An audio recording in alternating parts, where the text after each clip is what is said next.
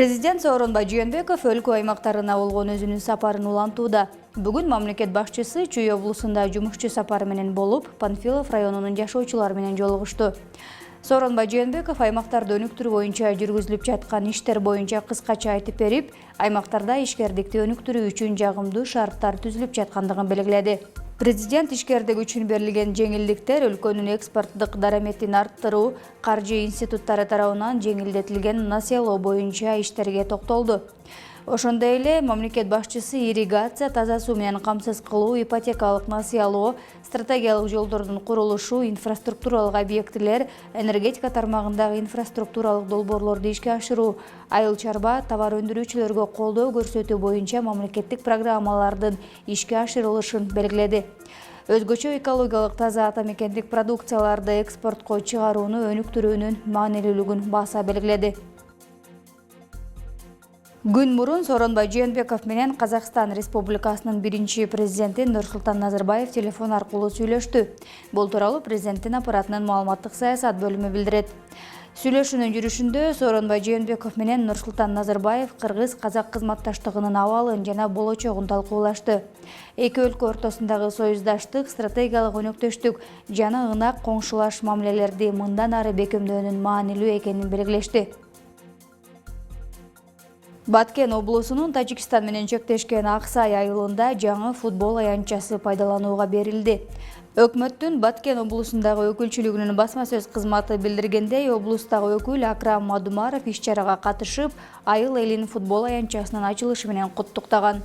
Акрам Мадумаров жаңы аянтчадагы алгачкы оюнду баштап берип, өзүнүн жана Баткен райондук мамлекеттик администрациясынын атынан 30 000 сом байге фондун уюштуруучуларга тапшырган. 1-2 августта Бишкекте Кыргыз Республикасынын президентине караштуу чет өлкөлөрдөгү мекендештер менен байланыш боюнча кеңештин биринчи жыйыны өтөт.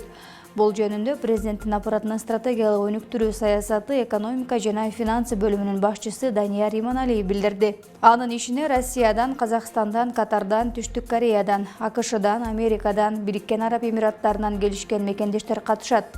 Жыйындын ишине онлайн ресурстары аркылуу катышуу да каралган.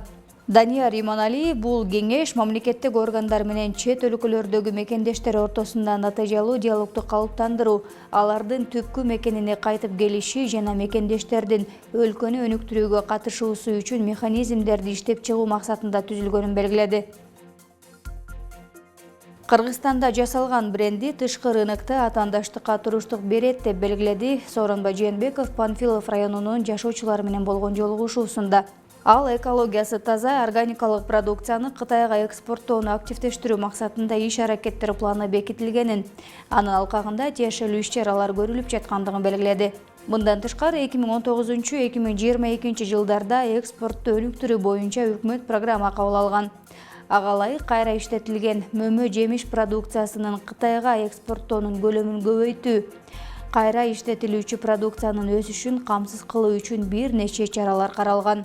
Азыркы күчөп аткан атаандаштыкта конкуренцияда биз Кыргызстан айыл чарбасы бир гана экология таза продукция менен гана туруштук бере алабыз. Биз ушул брендти кармашыбыз керек. Биздики өзү мына Кыргызстан бир гана ошол уникалдуу продукция менен гана биз атаандаштыкка туруштук бере алабыз. Анын үчүн биз колдонбойт дагы синтетикалык жер семиштерди колдонбойбуз. Пестицид пайдаланбайт биздин дыйкандар. Генетикалык жактан модификацияланган мына организмдерди колдонулбайт. Биздики таза ушуну сактап калыш керек биздики. Ушуну сактап калсак биз буйруса эң чоң мамлекеттер менен дагы, жаныбызда коңшу Кытай менен дагы, Евразияда дагы, Казакстан, Өзбекстан, Россия менен дагы биз айыл чарба продукциясына атаандаштыкка биз туруштук бере алабыз. Нарын шаарынын борборундагы Турдакун Усубалиев атындагы аянтты оңдоого өкмөт 20 миллион сом бөлдү.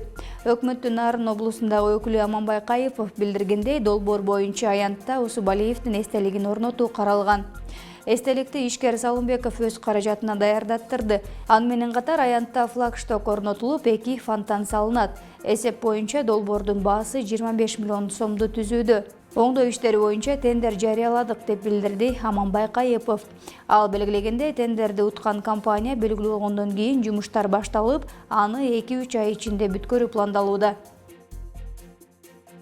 Кыргыз Республикасынын баатыры мамлекеттик ишмер Турдакун Усубалиев тууралуу толук метраждуу даректүү тасма тартылууда.